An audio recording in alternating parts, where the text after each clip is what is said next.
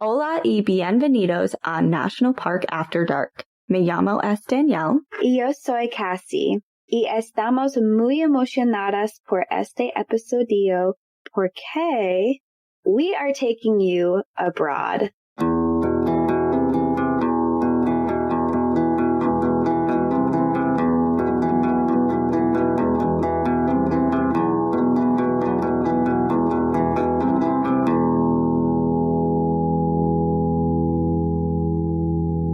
Danielle, you kind of opened the gateway last episode of heading abroad. So this week we are dedicating an entire episode to go off into another country and explore the national park system there. We are going to Patagonia.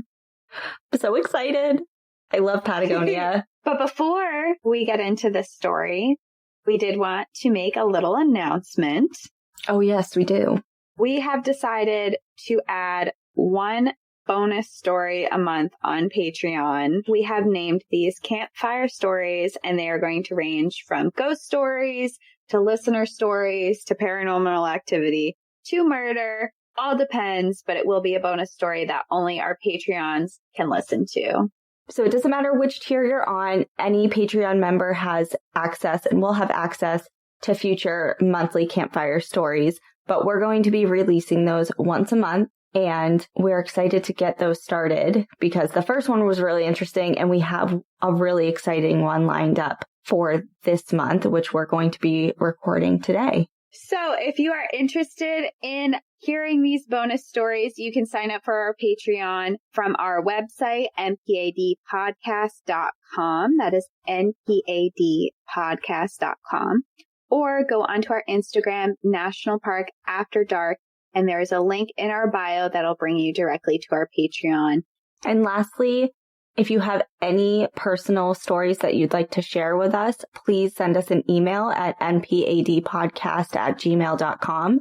We get a few every week, so we're very appreciative of that, but we'd like to keep them coming because A, it's very exciting for both of us. As soon as we get an email, we're texting each other right away about it. And we also would like to compile them for listener stories or to create the campfire stories. It's really cool, especially when they come from places that we have personally been, but they're equally as interesting when they come from places from around the world, which is going to be the one that we covered this week that took place out in England. And it is a really crazy, bone-chilling story that I read multiple times, and every time it gives me chills. When we record it tonight, I know I'm going to have to go to bed with the lights on. I'm going to be terrified. So if you're interested in hearing this episode, subscribe to our Patreon. It will be there. You can listen to it however many times you want on there. I think maybe one would be enough. That's probably true. And lastly, if you enjoyed this episode or you have been enjoying our episodes, please go onto Apple Podcasts and write us a review. We love hearing the feedback and we love reading them. I mean, we put a lot of love into these episodes, and to know that you are enjoying them makes it all worth it. Let's get into this episode. We are heading to Patagonia. Just have to say, I know last week I said that Africa is my number one bucket list place to go, which it still is, but this is my number one bucket place to go. They're both my number ones. If you can have two number ones, they are it. And they are my two number ones for two totally separate reasons. And Africa, the wildlife, hands down, I want to see lions and giraffes and elephants and rhinos. But Patagonia, number one bucket list place to visit for the landscapes. Just the teal glacial waters, the rainforest, the huge mountains, the wetlands, everything there. I have to see it. I know if I go to Patagonia, I will never come back. Patagonia has its own draws for sure. I mean, I've always said I'm going there on my honeymoon. I don't know who's willing to marry me, but we're going. To my future husband, that's where we're going. There's no option. It's just, I agree. I mean, I totally understand the draw of Africa for all the iconic wildlife, but Patagonia is hands down one of the most beautiful places in the world. I was really excited to talk about this story. One, because of the location, and two, because of the huge emphasis on conservation that this story is going to bring. And it is tragic and it is sad. And I know that's why everyone who is listening to us listens to this, because I want to hear that stuff. So don't worry. It is tragic. It is sad. But it does have a big emphasis on conservation, which was really important to me. I am very excited to hear it. So today we are going to be talking about Doug and Kris Tompkins, who are legends in the conservation world and for the things that they did for Patagonia and for Chile and for Argentina. Doug and Kris Tompkins, they fell in love and got married in 1993. Kris was the CEO of the clothing brand Patagonia, which is also known for its environmental conservation efforts, and they donate a portion of their profits to different organizations working for environmental causes. So she was childhood friends and the one who originally helped the founder, Yvon Chouinard, build the business, and she made millions of dollars in doing so. Doug Tompkins was an experienced outdoorsman and conservationist, and he was the co-founder with his first wife of two different outdoor equipment and clothing companies, the ever so popular, the North Face, and Esprit Clothing Company. He sold his company of Esprit for $150 million, and after his divorce to his first wife, he left the corporate world and started focusing his efforts on conservation. So together, Kris and Doug were a power couple in the conservation world. Their goal was to set up a large conservation charity, combine their fortunes together because they're both rich. They have made millions, and they wanted to buy land, and then they wanted to restore millions of acres of threatened wilderness. So they both fell in love with Patagonia, and they bought 2.2 million acres of the beautiful land of Patagonia. And this area is filled with ancient forests, wetlands, glaciers, volcanoes. They have fjords, tons of mountains, tons of wildlife. And the land that they bought was being threatened by logging and ranching, mining, dam building. So they really wanted to step in and save this beautiful landscape. So they went in and they bought all this land.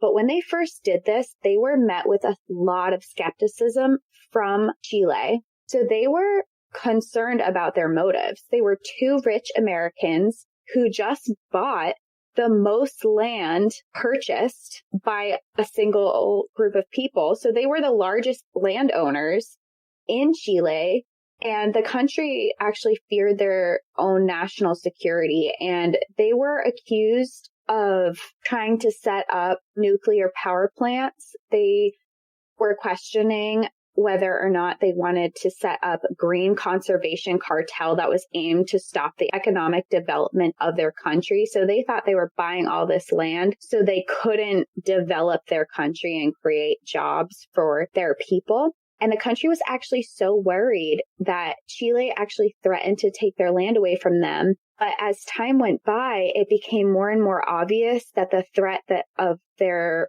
land was under, because there were companies that wanted to come in and do mass deforestation and mining, and they wanted to build these dams. And as the country realized all these companies were really trying to get in on their land, they started to understand more of what Doug and Kris's motives really were, and that was to help their environment. Most of the land that the couple bought was actually abandoned land by absent landlords. So nobody was using these lands, and they took old farms and they restored them. And in these areas, they really focused on preserving wildlife.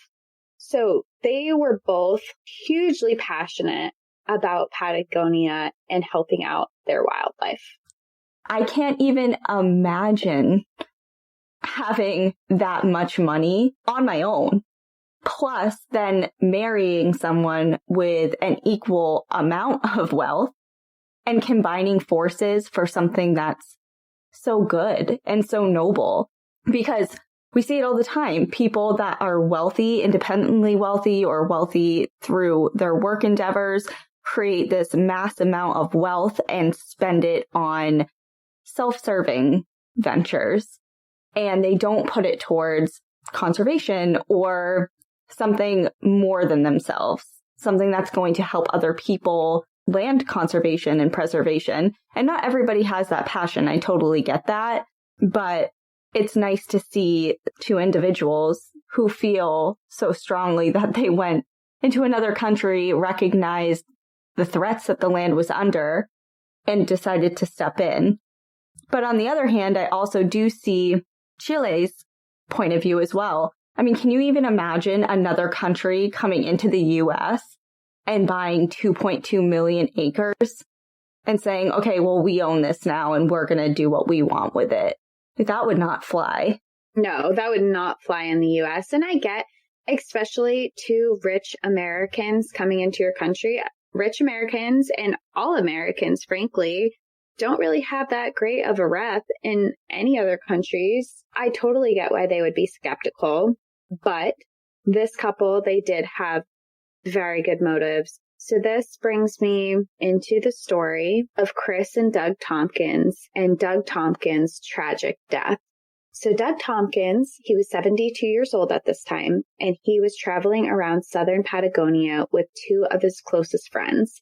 He was with Yvon Chouinard, who was 77 years old, and he, who we mentioned earlier, was the founder of the clothing brand Patagonia. He was also with Rick Ridgway, who was 66 at the time, who was a noted climber and outdoorsman, and he was the vice president of Patagonia's environmental initiatives. And although these men were very busy with their schedules, they worked for huge companies, they did a lot of work, they made it a point to always schedule time together to go on adventures, to keep themselves inspired, and to keep going to these beautiful areas together. So they really made it a point to always get together and continue to do what they really loved, and that was to be outdoors. So during these travels, they were also joined by three more of their friends. Jib Ellison, who is the founder of Blue Sky, which is a consulting firm for companies to work in a more sustainable way.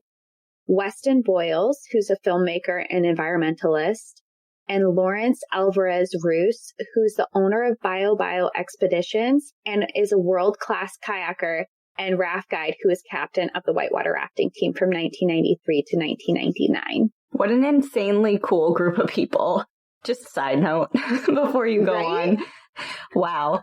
I'd love to be a fly on the wall in those conversations and those trips. Like, you just know that they have been on some adventures. So together they had planned to kayak a 50-mile segment of General Carrera Lake, which is also known as Lake Buenos Aires, from Puerto Sanchez to Puerto Ibanez. This lake is located in Patagonia and is shared between Argentina and Chile and is known as one of the most picturesque bodies of water in all of Patagonia. It's surrounded by the Andes mountain range. It's made up of glacial waters, and these waters are about 39 degrees Fahrenheit or 3.8 degrees Celsius. The lake itself is 714 square miles or 1,850 square kilometers, making it the largest body of water in Chile, and it's the fourth largest in Argentina.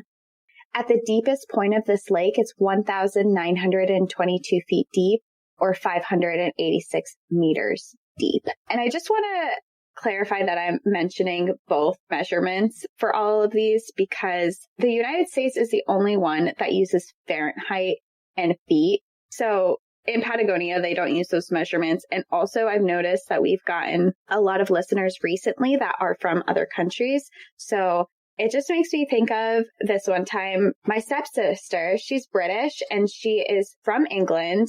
And I remember one time we were having a conversation just about where we lived. And she asked me how warm it was here in the summertime. And I said, yeah, it's like 80 degrees here. And she was like, oh my God, 80 degrees. That's so hot. I'm like, yeah, kind of. But why? How warm is it there? And she's like, I don't know, like 35 degrees. I'm like, what? What do you mean it's 35 degrees? That's so cold. That's almost freezing. And we realized that we were talking in Fahrenheit and Celsius, and we weren't making any sense to each other. So I just wanted to let everyone have an idea of actually how big these are. Yeah, the US has not jumped on the metric system train quite yet. Yeah, so the surrounding area around this lake is mostly cold and humid. However, on the lake itself, it actually has a sunny microclimate, but it is also known for its quickly changing weather patterns. This lake is also surrounded by 3 national parks. It's surrounded by Patagonia National Park, Cerro Castillo National Park, and Laguna San Rafael National Park.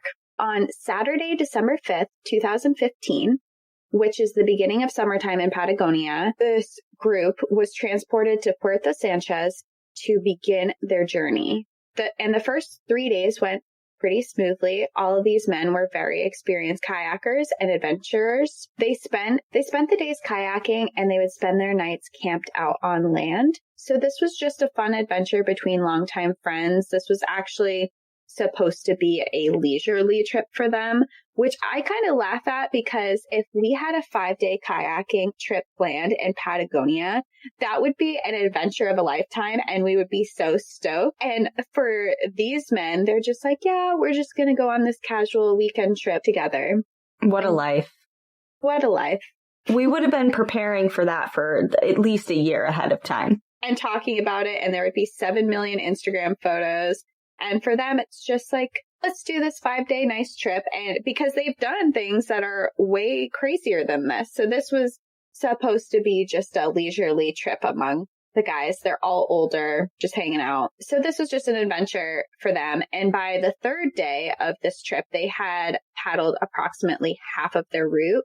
So that morning, the group broke down their whole camping setup, and they started their day like they always did, and they headed back out onto the water and they started kayaking. This day was a beautiful sunny day. There were barely any winds at all, and the sun's shining, the weather's nice. This morning, Weston and Lawrence set off in single kayaks, while Doug and Rick shared a double sea kayak, and Yvonne and Jim shared their own kayak as well. So sea kayaks are a little bit different than the single kayaks because they're longer and wider. And they also have these rudders that are operated with foot pedals. At 10:30 a.m., the group were paddling around a peninsula near the middle of the lake, and the winds began to pick up very rapidly.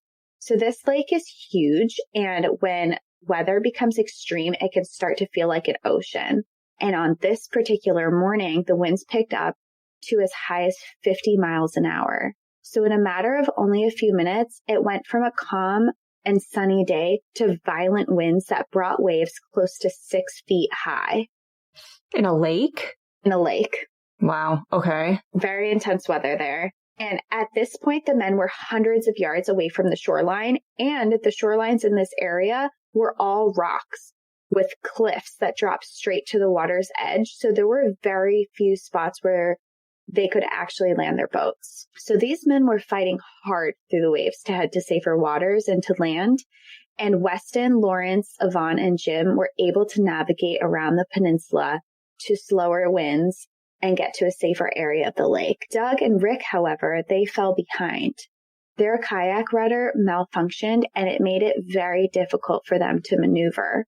And because it malfunctioned, they weren't able to steer correctly in these waters, and they were being hit from the side by these huge waves. So they're being hit over and over by these huge 6-foot waves, and they're perpendicular to these waves. They're not riding with them at this point. So they're getting hit over and over, and 600 feet from the shore, they capsize. And this water is freezing cold. Yeah. It's just above freezing. It's 39 degrees Fahrenheit.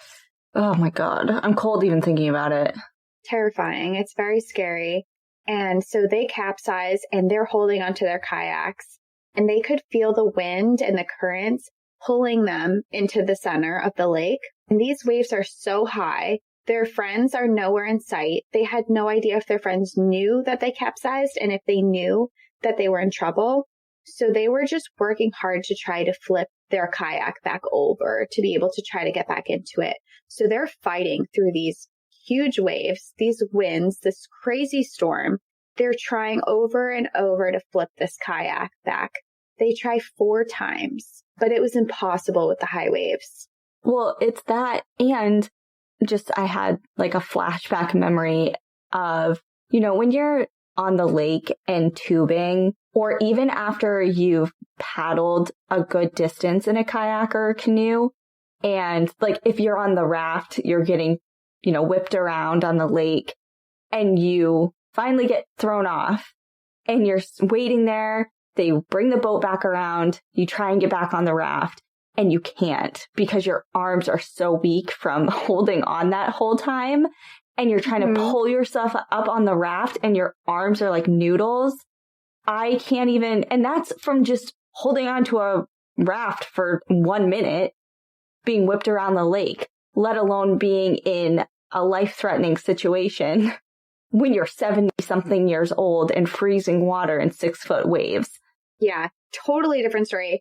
And this actually reminds me of a time where I actually capsized in a lake, not even close to their story, but I was out on this lake in a canoe with my boyfriend at the time. This was years ago.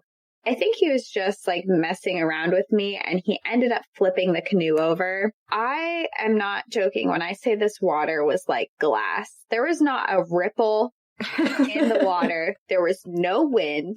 It was perfect conditions. The water is 80 degrees. It's a beautiful day. We could not flip this canoe back over. We tried so many times and it did not work. I ended up trying to climb on top of it and was just sliding off. And it actually ended up where he ended up pulling the kayak and me back to shore because we were in the middle of this lake and he swam and pulled us all the way back to shore. So I just hear this story of the conditions that they're in and trying to flip this kayak and trying to get back in. And I can understand their struggle because, I'm not this world-renowned outdoors person, and I'm certainly not a great kayaker, but I was struggling in completely flat waters in great conditions with a lifeguard on the beach. On duty. And I still probably would have drowned if my boyfriend at the time hadn't swam me back to shore. I think I had a life jacket, so maybe not, but I just imagine you just being like, okay, take me away, just like holding on to something and floating on your back as he paddles you back into shore. Honestly, as embarrassing as it is, that's exactly what happened. Oh, okay. I've changed. It's like I know you or something. You didn't even have to be there to know exactly what happened. Okay. But anyway, that is me trying to relate to this situation. And failing. But just as like a little bit of a comparison, this had to have been impossible and extremely difficult. So they're in the water and they realized really quickly that with the temperatures of this water, that they only had 30 minutes or so to survive before they would die from hypothermia. So they had a really difficult decision to make, and that was either to stay with their boat that was being pulled further and further away from the shore, or they had to abandon it and try to swim to land.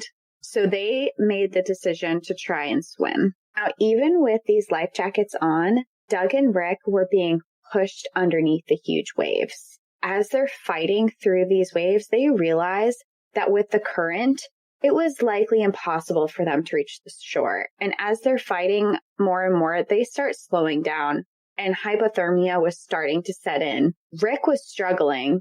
Even with his life jacket on, he was starting to drown. These waves were just overtaking him. At one point, he stopped fighting and he decided to give in and let go to his inevitable death.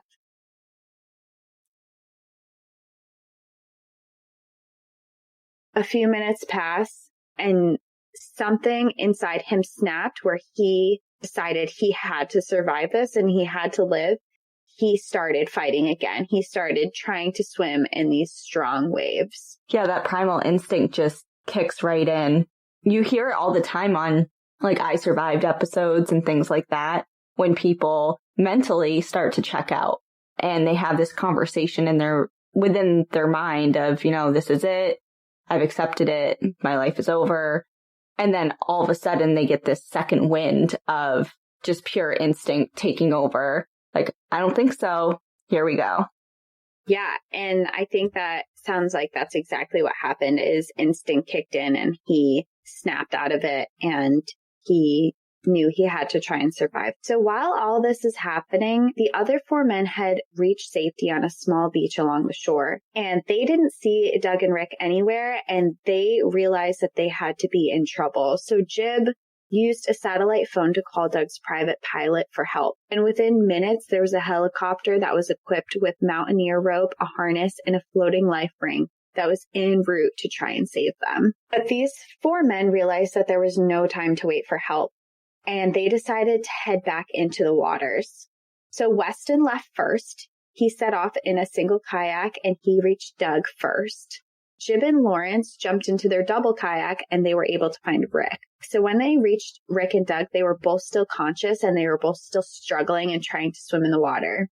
They had ropes that they had strapped to each kayak that both men were able to grab onto the ends and try and hold onto while their friends worked really hard to paddle them towards the shore. They're swimming behind these kayaks. They're still in the water. They're going through these winds and these strong waves while their friends are trying to paddle through these hard waters. So Weston was really struggling. He was in the single kayak and he had less manpower to row. So he was moving as quickly as he could, but he wasn't moving as quickly as Jib and Lawrence were able to. Doug was kicking and swimming as hard as he could along at the end of the rope, but eventually hypothermia kicked in for Doug, and he at this point lost the strength to hold on. Oh no. So Weston was determined to help him and determined to save him. So he grabs onto him, and in doing so, he loses one of his paddles. It was at this moment that Doug also lost consciousness and he passed out. Weston was trying so hard to help him that he actually continued to hold Doug's head above the water in his left arm, and he used his right arm to paddle as hard as he could, hoping that somehow and in some way they would eventually make it to shore. So because he was only using one arm to paddle, he lost control of steering, and the way his body had to lean over to the side to hold onto Doug, the kayak was now turned perpendicular to the waves. So with each wave that hit them, they were coming closer and closer to capsizing, which would leave Weston in the water alongside Doug. Yeah, so they'd be in a worse situation than they already were, if that was even possible. Yeah. And Weston's risking his life out here trying to save Doug. Like, there is a huge possibility that he can capsize and be in the exact same situation as Doug, and he is fighting his hardest to try and save him. What a friend. And it doesn't seem, based on the story so far, that there was any hesitation in that decision. You know, a lot of people could have said, you know, I'm already back on shore. I know how dangerous this situation is out there. It's too risky to go back out. But for them to just make the decision to, it just doesn't seem like there was any question in going back out to save their friends. Yeah, I agree. It seems like they obviously knew the risks. They were already out there, but they knew that their friends were in trouble and they went out to try and rescue them, which just says so much about them and so much about Weston himself to be out there, especially fighting in what he is. And actually, while he's doing this, his spray deck, which is the skirt that seals water around the kayak seat, because of the way he was sitting, it kept coming open and it was filling the kayak with water. So he was struggling and he managed to close it before it would fill with too much water. But he was doing this while he was still holding onto Doug and managing to keep his head out of the water. At this point, Weston had been attempting to rescue Doug for approximately 50 to 60 minutes before the helicopter arrived. And they arrived hovered over the small beach that Lawrence and Jim had been able to get to, and they were able to save Rick and bring him there.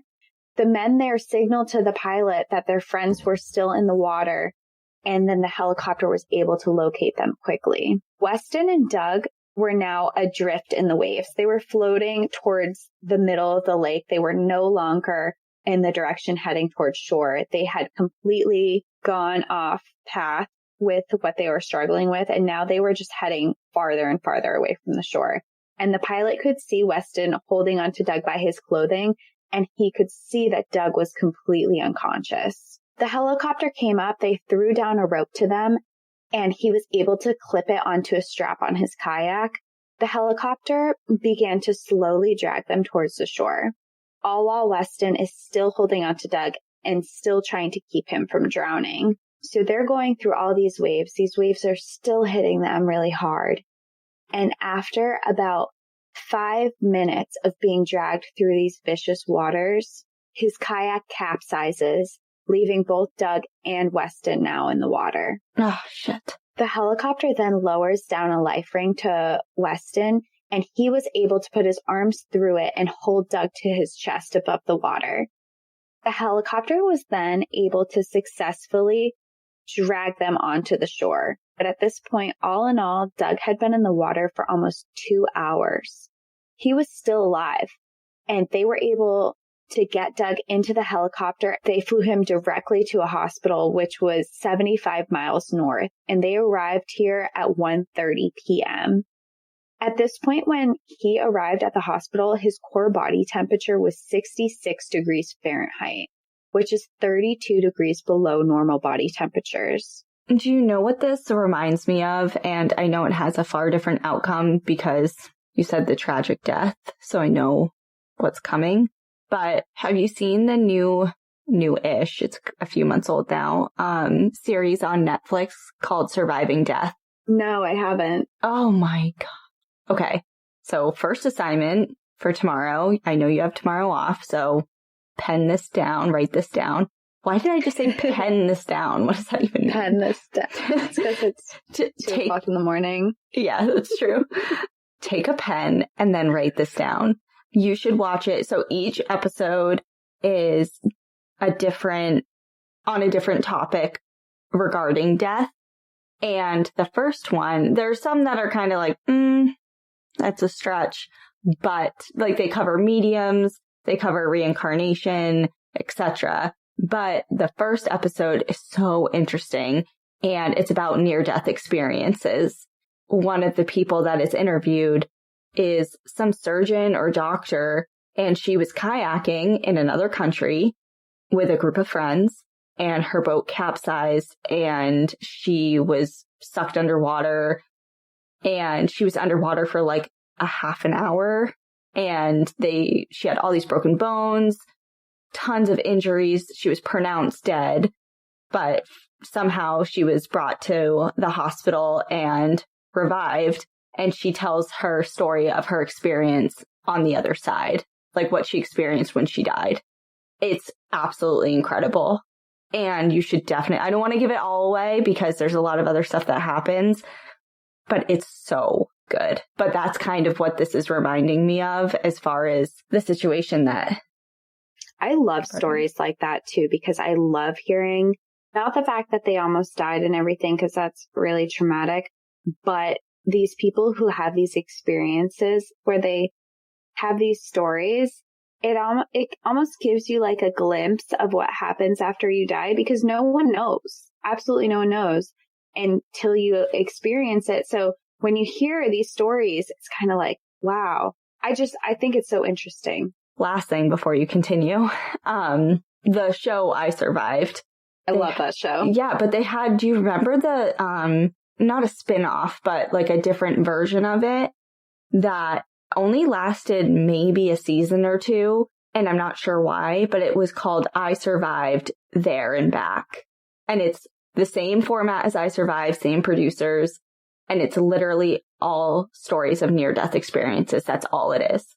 I do remember that. I wish they would bring that back because that was one of my favorite shows. Yeah, that one was so good. I haven't watched either of those shows in years now at this point, and I used to binge watch those. Well, there was always the I Survived There and Back, and then there was Alive or whatever it was called. It was like the animal attack version of I Survived.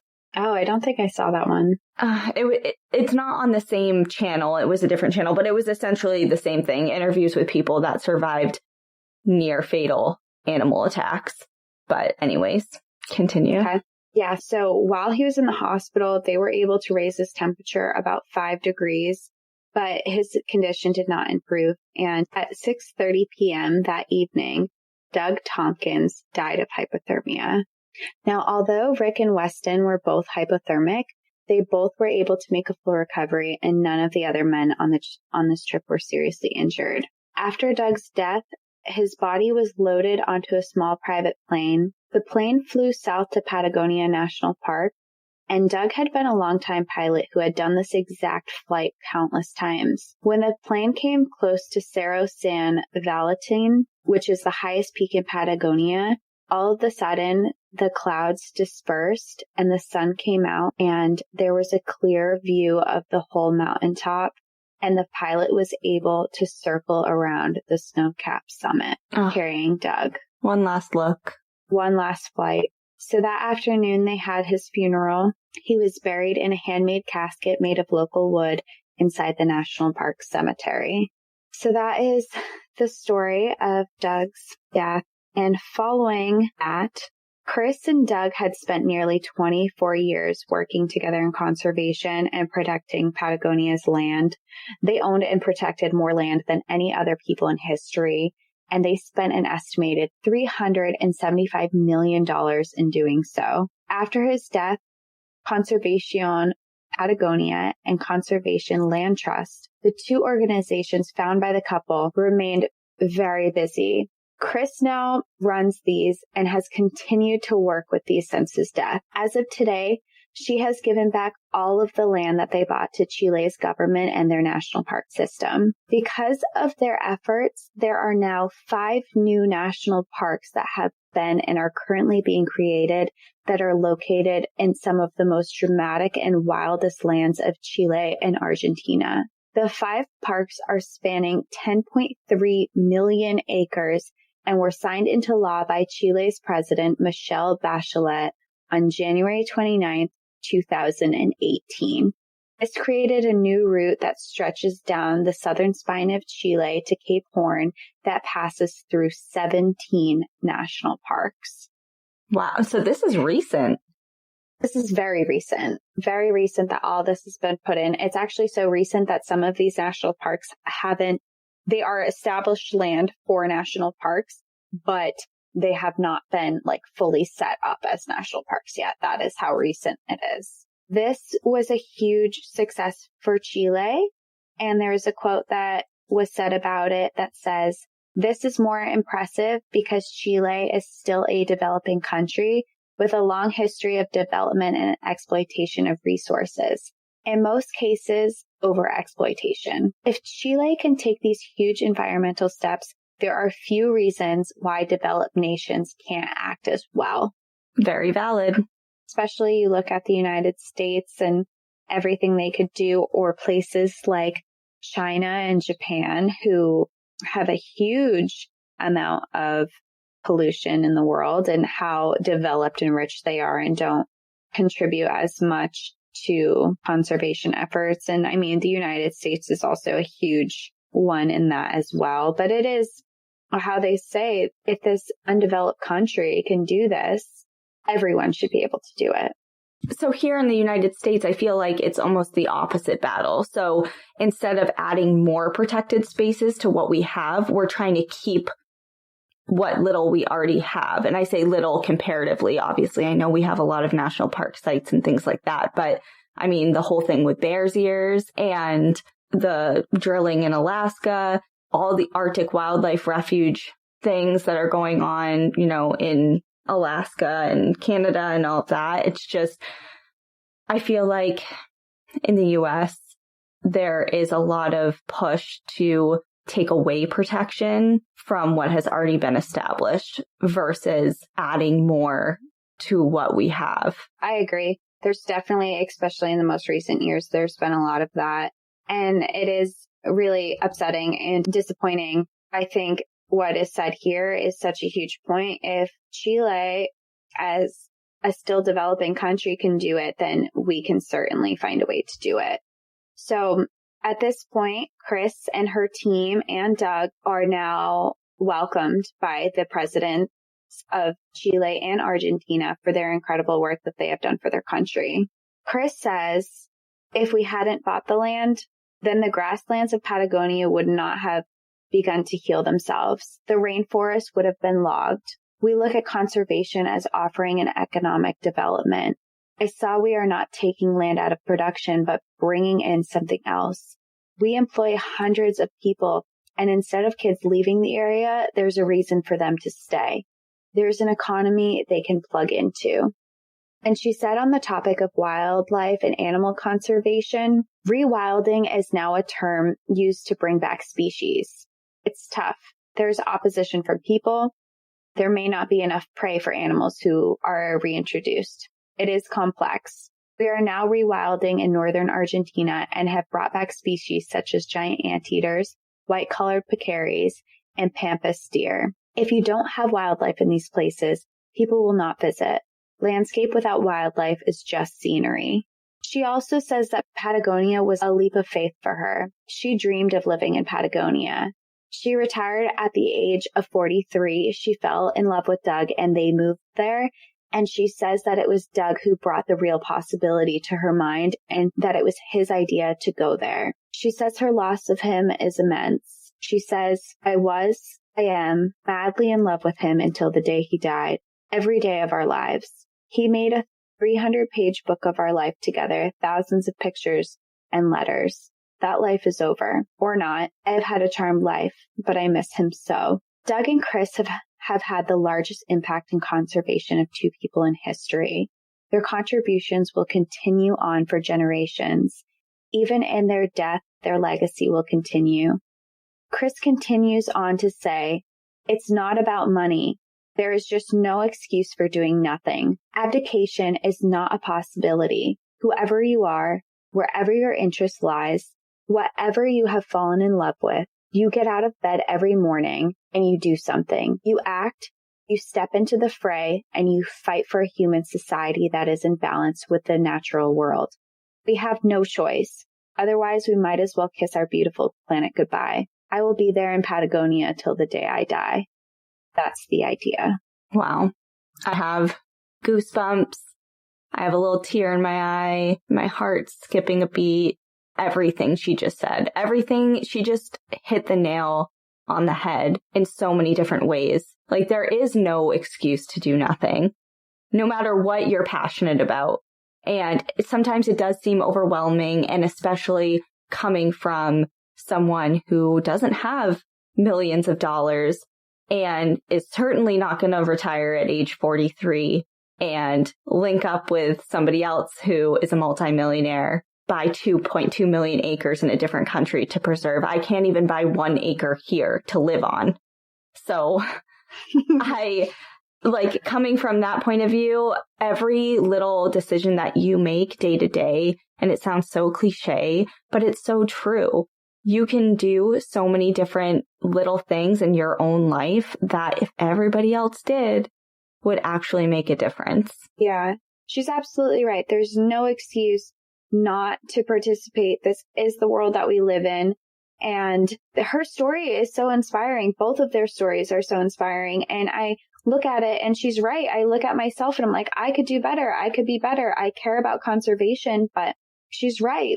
This whole story inspired me to want to get out there and do better and be better for the environment. And I read this story and it's so tragic and it's so sad what happened to Doug and their relationship. Like, the amount of love that is there. What a way to continue to love someone after they're gone than to carry on their legacy and to carry on the dream that you had together and preserving these lands, and the amount of good that she has done since his death. I just think what they're doing will live on forever. It will live on for lifetimes and generations from now. I just think both of them are so inspiring, and they really made an impact on this world. They lived their life the way that people should. Even in death, Doug is a legacy. He's a legend in the world of conservation, and that's not going to change.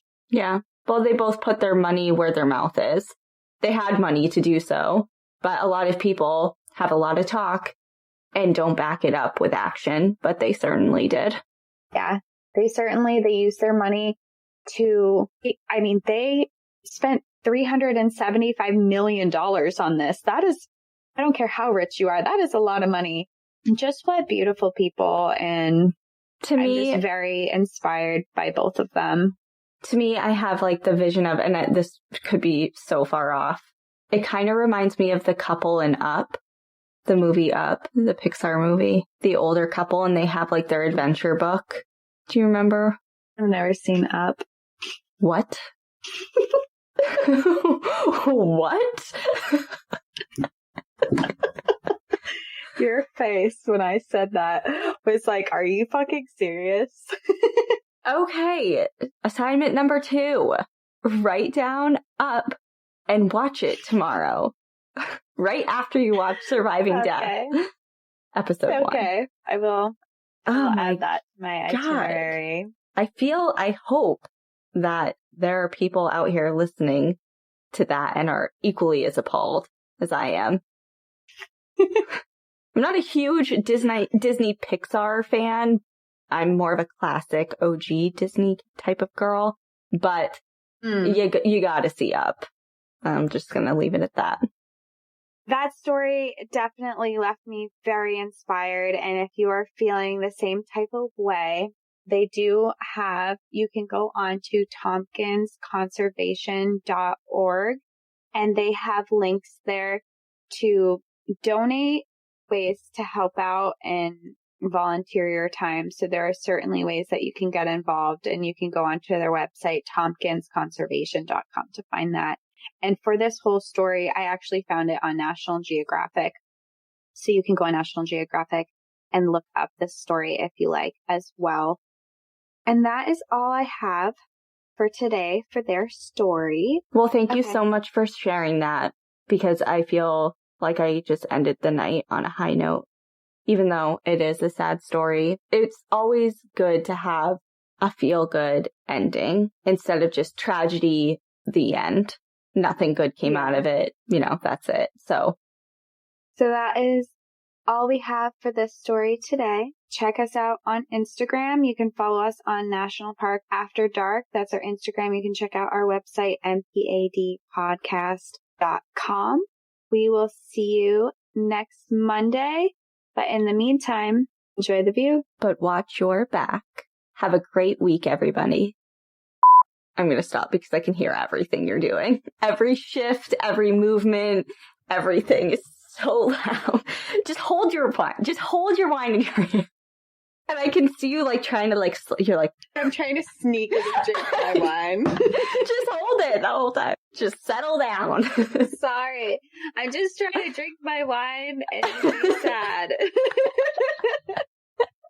Okay, have fun editing that fucking shit show together.